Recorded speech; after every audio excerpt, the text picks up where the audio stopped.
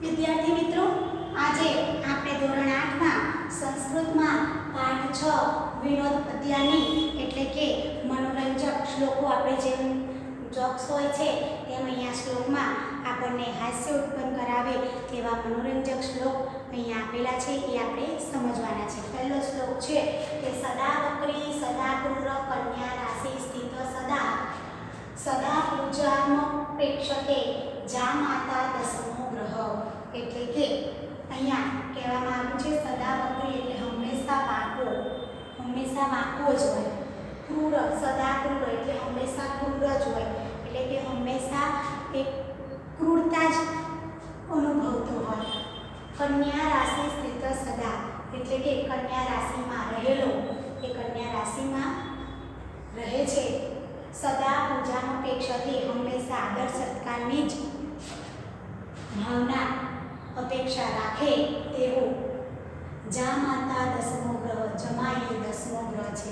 અહીંયા જમાઈની વાત કરવામાં આવી છે કે જમાઈ છે ને એને તમે ગમે તેટલું આદર સત્કાર આપો તે પણ તે પોતે ડરાય નહીં.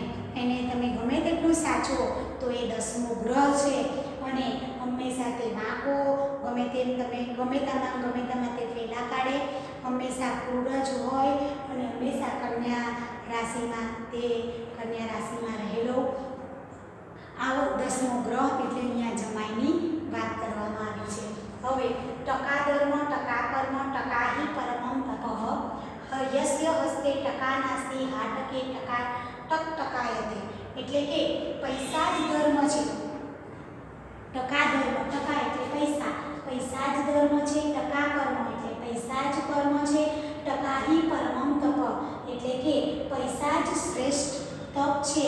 યસ્ય હસ્તે ટકા જેના હાથમાં પૈસા, નાસ્તિ એટલે નથી, હાટકે એટલે બજારમાં, ટકાયતે એટલે ભટક્યા કરે છે.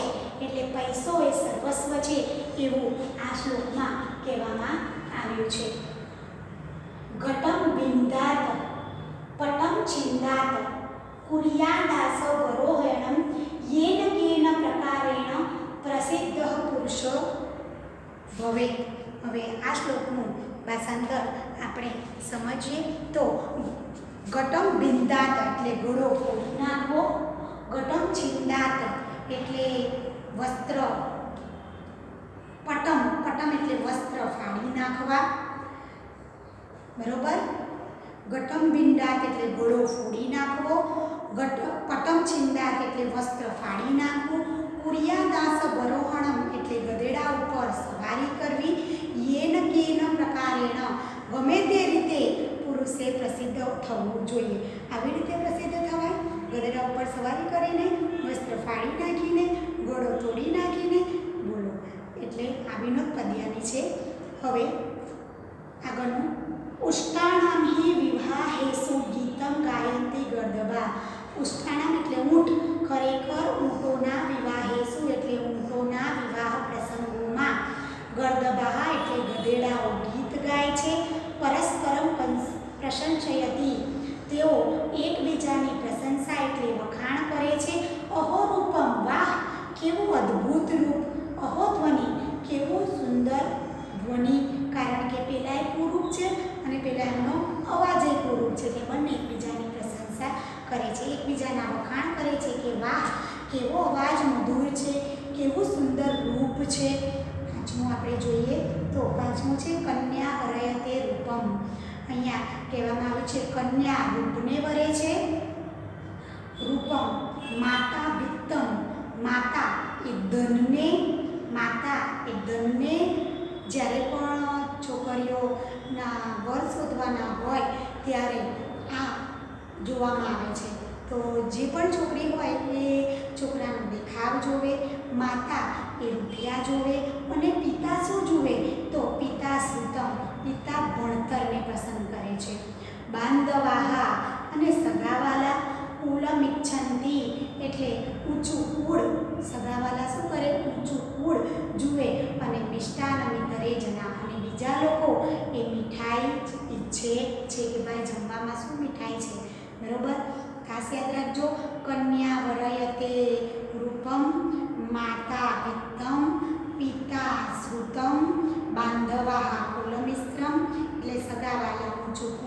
મિષ્ટાન મિતરે અને બીજા લોકો મીઠાઈ ઈચ્છે છે. ચાલો છઠ્ઠું આપણે જોઈ લઈએ. છઠ્ઠું આપણો વિનોદ પદ્યાની છે કે એટલે કે મનોરંજન શ્લોક આપણો છે કે વૈદ્યરાજ નમસ્તુભ્યમ યમરાજ સહોદર, હે યમરાજના ભાઈ મહાન વૈદ્યરાજની વાત છે, તમને નમસ્કાર. નમસ્તુભ્યમ એટલે તમને નમસ્કાર. યમસ્તુ હરતિ પ્રાણાન, યમ તો પ્રાણ હરી લે છે, યમરાજા તો અમારો પ્રાણ હરી લે છે. વૈદ્ય પ્રાણાત ધનાની ચ, અને જ્યારે વૈદ્ય પ્રાણો એટલે કે પ્રાણ અને ધન સંપત્તિ બંને હરી લે, એટલે કે જે ડૉક્ટર્સની અહીંયા વાત છે અત્યારના વૈદ્ય એટલે આપણે ડૉક્ટર્સ કહીએ છીએ, એટલે વૈદ્ય તો શું કરે, પ્રાણ પણ હરી લે અને ધનને આ બંનેને હરી લે છે. બરોબર. અહીંયા સંધિ છે તો સંધિમાં છે પૂજામ પ્રેક્ષતે એટલે પૂજામ વત્તા અપેક્ષતે, કુલમ ઇચ્છતિ એટલે કુલમ વત્તા ઇચ્છતિ, મિષ્ટાન મિતરે એટલે મિષ્ટાનમ વત્તા ઇતરે, કહપી એટલે કુડપી, યમસ્તુ તો યમસ્તુ, નમઃ તુભ્યમ એટલે નમસ્તુભ્યમ. બરોબર. શ્લોક પૂર્તિ અહીંયા આપણને તમને સમજાઈ ગઈ હશે. હવે 16 સંસ્કાર આપણને આપવામાં આવ્યા છે.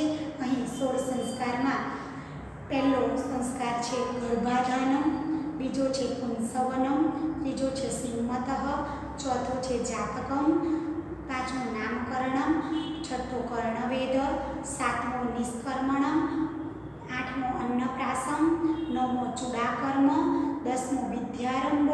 આ 16 સંસ્કાર છે આપણા. 11મો ઉપનયન એટલે કે જે ઉપનયન સંસ્કાર આપણે જે જનોઈ કહે છે. 12મો વિદ્યારંભ વિદ્યાની શરૂઆત કરીએ તે, પછી 13મો કેશાંત, 14મો સમાવર્તન, 15મો વિવાહ, 16 સંસ્કારમાં વિવાહ પણ આવે, અને 16મો અંત્યેષ્ટિ. બરોબર. હવે આપણા 7 ઋષિની વાત છે. કશ્યપ યાદ રાખજો, લખી દેજો ના યાદ રહે તો. કશ્યપ, ગૌતમ, અત્રિ, જમદાગ્નિ, ભરદ્વાજ, વશિષ્ઠ, વિશ્વામિત્ર, સપ્ત ઋષય. આ 7 ઋષિની વાત છે. બરોબર. મનોરંજક શ્લોક આપણે સમજ્યા. તો પહેલા શ્લોકમાં કોની વાત કરવામાં આવી છે, તો પહેલા શ્લોકમાં તમે સમજાવ્યું કે કોની વાત કરવામાં આવી છે. પહેલા શ્લોકમાં કોની વાત કરવામાં આવી છે, તો પહેલા શ્લોકમાં કરવામાં આવી છે કોની, તો કન્યા જા માતા સદા કી દર્શન.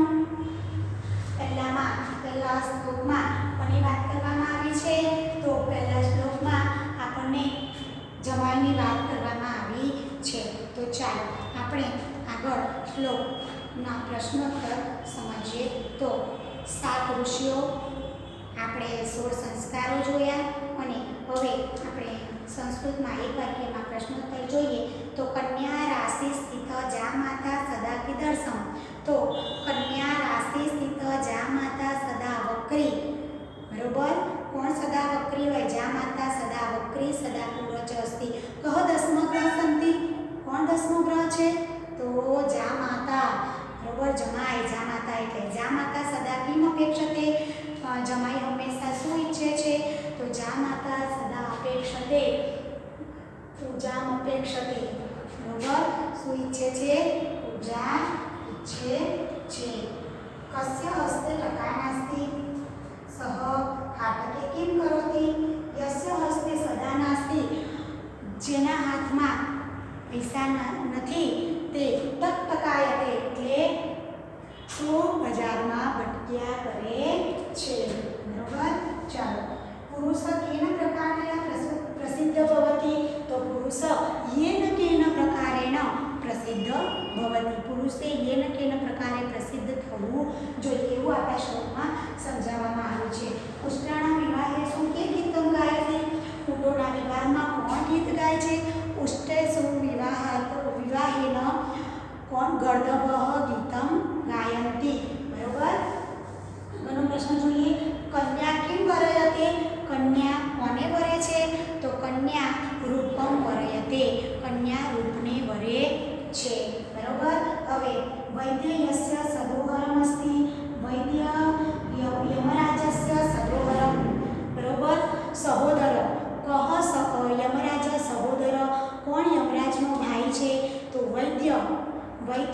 यमराज सहोदर अस्ति। बरोबर। હવે વૈદ્ય કિમ કિમ હરતિ, વૈદ્ય શું હરી લે છે, શું લઈ લે છે? તો વૈદ્ય પ્રાણમ હરતિ અને કિમ હરતિ ધનાની ચ હરતિ, પ્રાણમ ચ ધનાની હરતિ। બરોબર। અંતે વૈદ્ય પ્રાણાન ધનાની ચ હરતિ, વૈદ્ય પ્રાણાન ધનાની ચ હરતિ। બરોબર। સમજાયું આ પાઠમાં? તો આપણે 6 શ્લોક શીખ્યા। આ ત્રીજો, ચોથો, પાંચમો, છઠ્ઠો। ચોથા શ્લોકમાં તમને સમજાવવામાં આવ્યું કે ચોથા શ્લોકમાં શું છે? તો ચોથા શ્લોકમાં તમને કે ઊંટોના વિવાહમાં ગધેડા ગીત ગાય છે, એકબીજાના વખાણ કરે છે। પાંચમા શ્લોકમાં કહે છે કે કન્યા રૂપને, માતા ધનને, પિતા શ્રુતમ ભણતરને, કન્યા વરયતે રૂપમ, માતા વિત્તમ, પિતા શ્રુતમ, બાંધવા કુલમિચ્છતિ। બરોબર। હવે વૈદ્યરાજ, છેલ્લા શ્લોકમાં વૈદ્યરાજ યમરાજ સહોદર, વૈદ્યરાજ યમરાજના ભાઈ છે, યમરાજ સહોદર એટલે યમરાજના ભાઈ છે। યમસ્તુ હરતિ પ્રાણાત, તે પ્રાણો હરી લે છે, જ્યારે વૈદ્ય યમરાજ તો પ્રાણ જ ખાલી હરી લે છે, પણ વૈદ્ય શું કરે?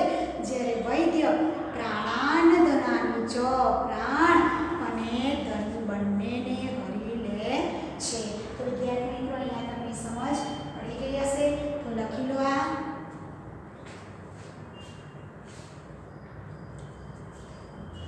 તો ચાલો હવે આપણે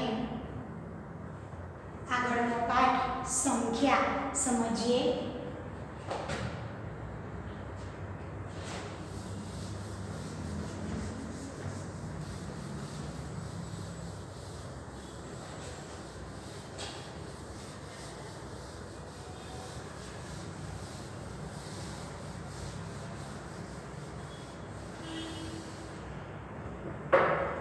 સાતમો પાઠ આપણો સંખ્યા। બરોબર। અહીંયા તમે સંખ્યા અગાઉ તમે 7મા ધોરણમાં સંખ્યા શીખેલા છો। બરોબર।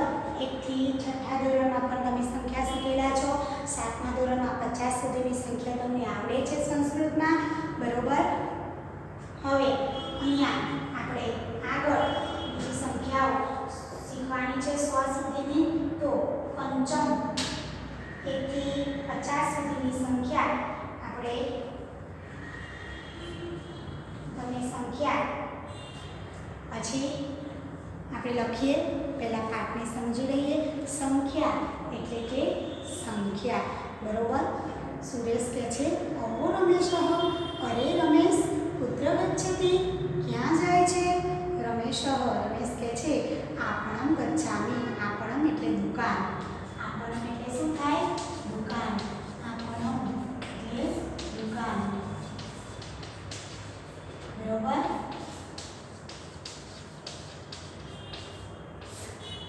સંખ્યા। ચાલો હું દુકાને જાઉં છું, દુકાને ગચ્છામિ એટલે જાઉં છું। સુરેશ અહમપી આગચ્છસि, હું પણ આવું છું।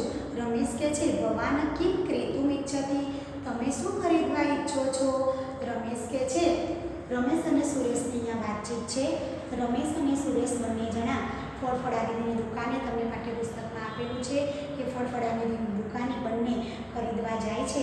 તો સુરેશ કહે છે અહમ ફલાની ક્રેતુમ ઈચ્છામિ, હું ફળો, ક્રેતુમ એટલે ખરીદવા ઈચ્છું છું, ફલાની એટલે ફળો, ક્રેતુમ એટલે ખરીદવા, ઈચ્છામિ એટલે ઈચ્છું છું। રમેશ પશ્યત એટલે જુઓ, તત્રેવ ત્યાં, ફલ વિપણી એટલે ફળોની દુકાન, ફલ વિપણી એટલે શું થાય? ફળોની દુકાન। ફલ કદલી ફલમ એટલે કેળું થાય, કદલી ફલમ એટલે શું થાય? કેળું। ચાલો લખીએ પહેલાથી ભણી, કદલી ફલમ એટલે કેળું।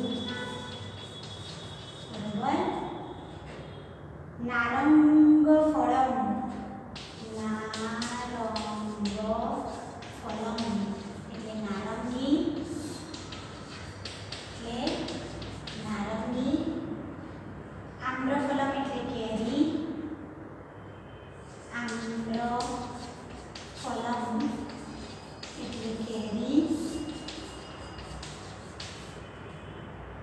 ક્રેતુમ એટલે ખરીદવા યોગ્ય, ક્રેતુમ એટલે ખરીદવા યોગ્ય,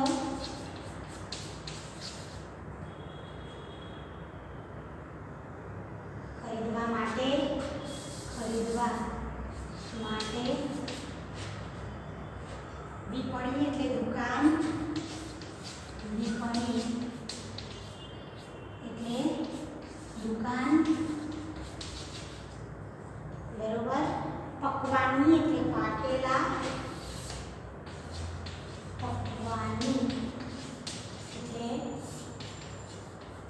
પાકેલા, બરોબર.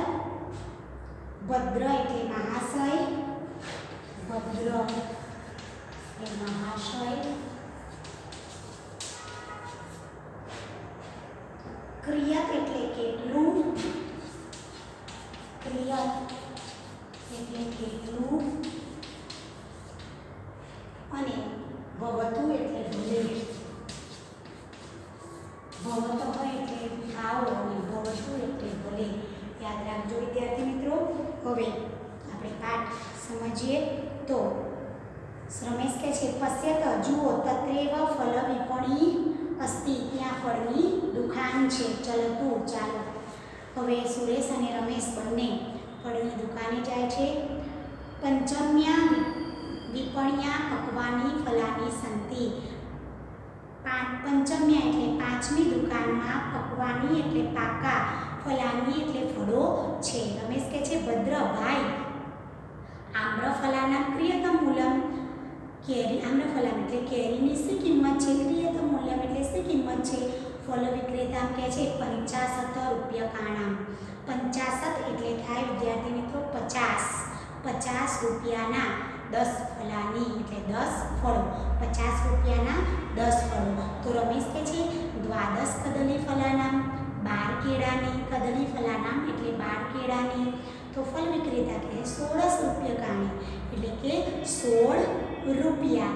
રમેશ કહે છે કે ચતુર્ણામ નારંગ ફલાનામ, 4 સંતરાની કિંમત કેટલી. તો ફળ વિક્રેતા કહે છે 20 રૂપિયા, 20 એટલે 20 રૂપિયા, બરોબર. સુરેશ કહે છે તરહી મ્યહમ 63 કદલી ફલાની દદાતુ, તો મને 30 કેળા આપો. 30 એટલે 30 થાય. રમેશ કહે છે મહ્યમ દ્વાદશ નારંગ ફલાની દદાતુ, મને દ્વાદશ એટલે 12, નારંગ ફલાની એટલે સંતરા, દદાતુ એટલે આપો. સુરેશ કહે છે ક્રિયત મૂલ્યમ કેટલી કિંમત. ફળ વિક્રેતા કે ફળ વેચનારો કહે છે કદની ફલાના કેળાના 44, કેળાના 40, નારંગ ફલાના 60 એટલે નારંગ ફળના એટલે નારંગી એટલે કે સંતરાના 60. એમ કરી રમેશ કહે છે 70 રૂપિયા સ્વીકારે તું, 100 રૂપિયા લો. 70 રૂપિયા એટલે 100 રૂપિયા. ફળ વિક્રેતા કહે છે કે ભવતુ ભલે. ચાલો આપણે પહેલા 1 થી 100 તમને આપે છે, 1 થી 100 સોરી 1 થી 50 તમને આપે છે, છતાં આપણે લખી લઈશું. તો આ ટિપ્પણી અમારે CW નોટમાં વિદ્યાર્થી મિત્રો લખવાની છે, લખી લો. અને 1 થી 100 આપણે સંખ્યા લખી.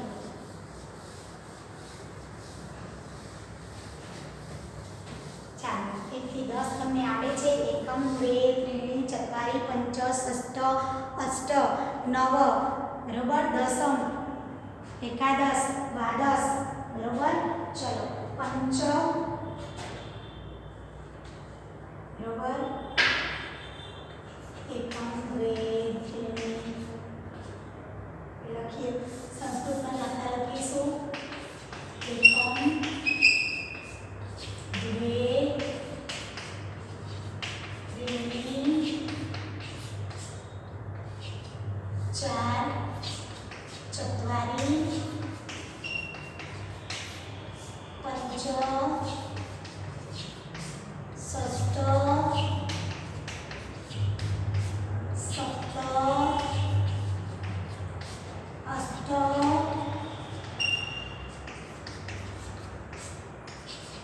નવ, દસમ, બરાબર.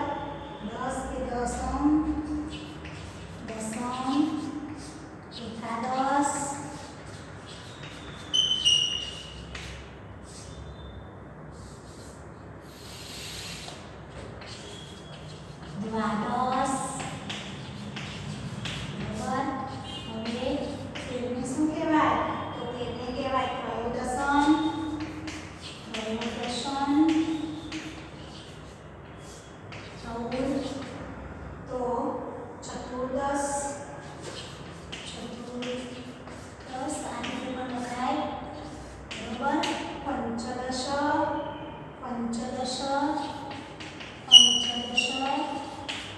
પછી 16 ને 16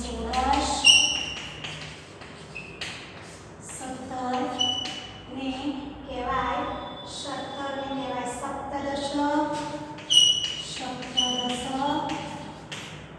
બરોબર. 18 ને કહેવાય અષ્ટાદશ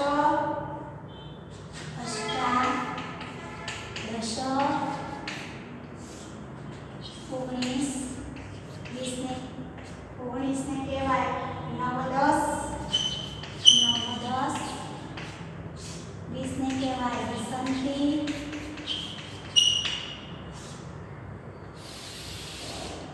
બરોબર. 21 ને કહેવાય એકવિસંતિ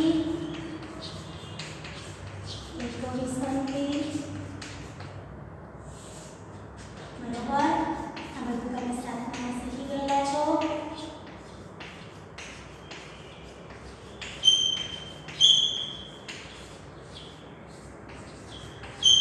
બરોબર. ચાલો 30 ને કહેવાય 63 22 ને કહેવાય દ્વાવિસંતિ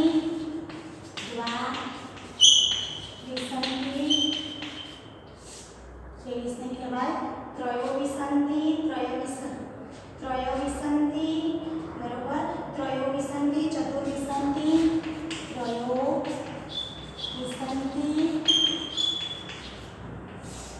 ને કહેવાય ચતુર્વિસંતિ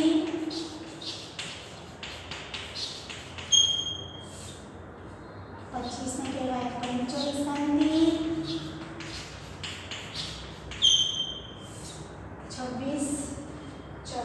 26 ને કહેવાય ષડવિસંતિ 27 ને કહેવાય સપ્તવિસંતિ વિસંતિ 28 ને કહેવાય અષ્ટવિસંતિ વિંસતિ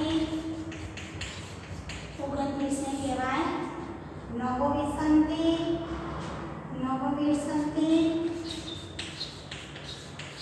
વિંસતિ અને 30 ને કહેવાય 63 બરોબર. એ રીતે 31 ને કહેવાય 31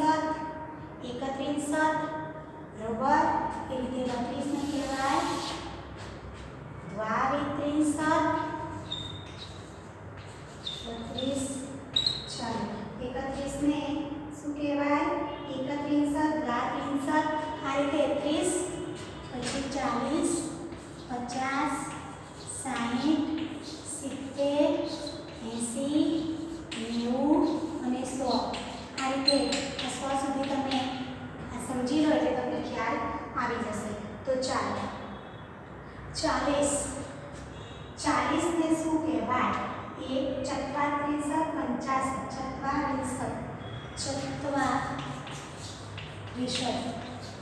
40 ને 44 50 ને 50 બરોબર. 50 સુધી તો તમે સાતમામાં સમજ્યા છો. હવે 60 ને કહેવાય ષષ્ઠી બરોબર.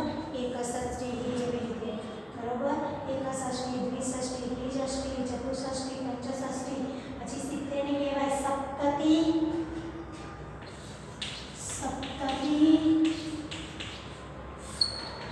બરોબર. સપ્તતિ 80 ને કહેવાય અશીતિ 80 ને કહેવાય અશીતિ હિન્દીમાં નહીં સંસ્કૃતમાં બરોબર. 90 અને 90 ને શું કહેવાય તો 90 ને કહેવાય નવતિ અને 100 ને કહેવાય સત નવતિ અને 100 ને કહેવાય સત કે સતમ પણ કહેવાય બરોબર. આ રીતે તમે ચત્વાર એક ચત્વારિસત બે ચત્વારિસત પંચાસત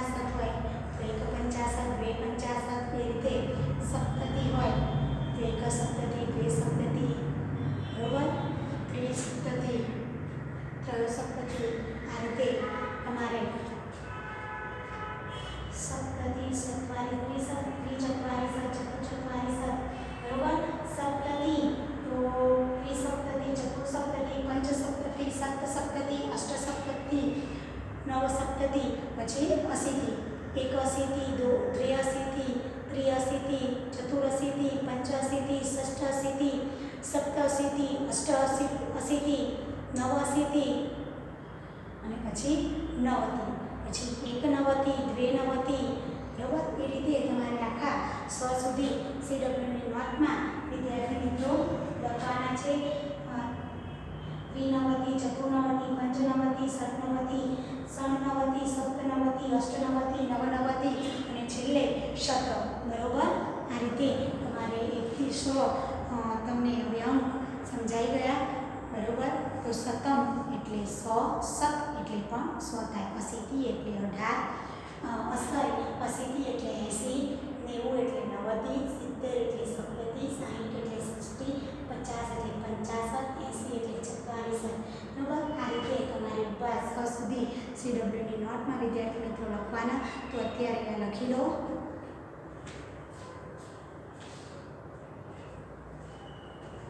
તો આજે આપણે પાઠ 6 અને 7 સમજ્યા, તમને સમજ પડી ગઈ હશે. તો અહીંયા આપણે આપણો વિડીયો પૂરો કરીએ છીએ. Hariom, thank you.